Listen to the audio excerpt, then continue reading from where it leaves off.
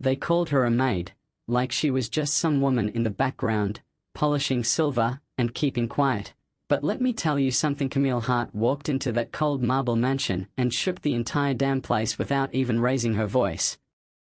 Lucas, my son, hadn't spoken a word or taken a step in 2 years, not since the night we lost his mom in that crash. He was 6, all big brown eyes and silence, living in a room that felt more like a hospital than a home. The staff kept him fed, clean, alive, but no one really saw him, you know what I mean? They tiptoe around like he might shatter if they breathed too loud. And I buried myself in board meetings and quarterly reports because it was easier than looking at the pieces of the life I'd lost. Then Camille shows up. She wasn't like the others, didn't tiptoe, didn't freeze when Lucas stared right through her. She had this old leather bag, no smile for me, but when she passed his door that first morning, she paused, just long enough to hum some old tune under her breath. I caught it on the security feed later. Lucas's eyes flicked toward her, just for a second.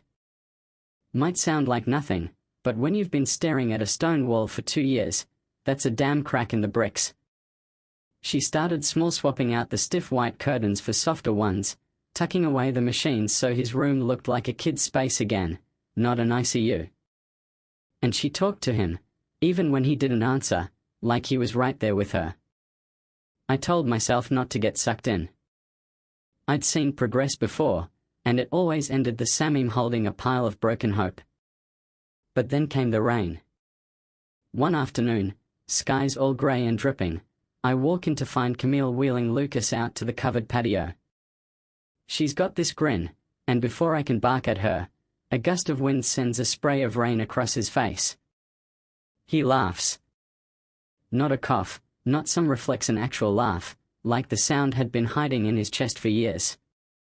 And then God help me, he whispers, again. I felt my throat close, like I'd forgotten how to breathe. A week later, she's got him standing wobbly, holding her hands, but standing. They were keeping it from me, planning some big reveal. Only problem?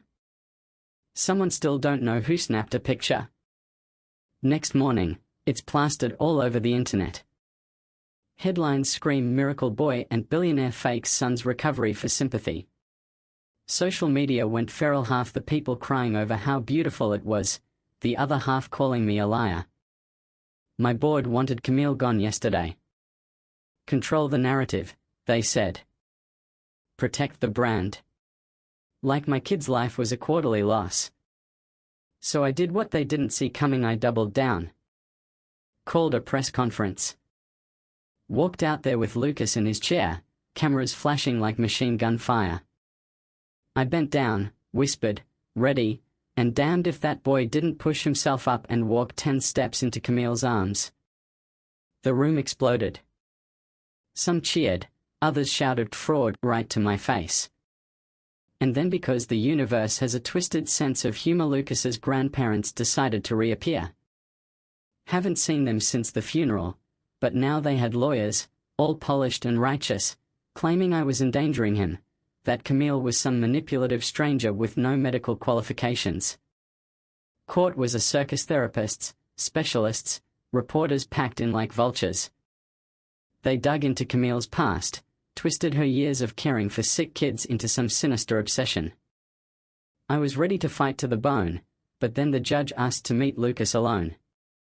20 minutes later, she comes back with this look like she'd just seen a ghost learn to dance. The grandparents withdrew the petition on the spot. Guess even they couldn't argue with the boy himself. Couple months later, we opened the Grace and Lucas Center right there on the estate, part medical therapy, part whatever the hell magic Camille does. The sign out front says, "See the child, not the condition." Families fly in from all over. Some doctors love it, others say it's unscientific nonsense. Doesn't matter. I've seen the results. Fast forward a few years, Lucas is taller, stronger, walking across the garden like it's nothing. At the center's anniversary gala, he grabs the mic, all confident, and says, "They called her a maid, but she's the reason I walk, speak, and live." She taught me impossible is just someone's opinion. The crowd roars, but I'm watching Camille, tears in her eyes, shaking her head like she can't believe any of it. And here's the thing, people still argue about it online. Some say it's a miracle, others say it's PR, and a few call it luck. Me? I know the truth somewhere, messier, part grit, part grace, part stubborn woman who wouldn't take no for an answer. But hey, you tell me. Was it faith, love, or just dumb chance? Drop your thoughts in the comments because this one's bound to split the room. They called her a maid, like she was just some woman in the background, polishing silver and keeping quiet. But let me tell you something, Camille Hart walked into that cold marble mansion and shook the entire damn place without even raising her voice. Lucas, my son, hadn't spoken a word or taken a step in 2 years, not since the night we lost his mom in that crash. He was 6, all big brown eyes and silence, living in a room that felt more like a hospital than a home. The staff kept him fed, clean, alive, but no one really saw him, you know what I mean? They tiptoe around like he might shatter if they breathed too loud. And I buried myself in board meetings and quarterly reports because it was easier than looking at the pieces of the life I'd lost. Then Camille shows up.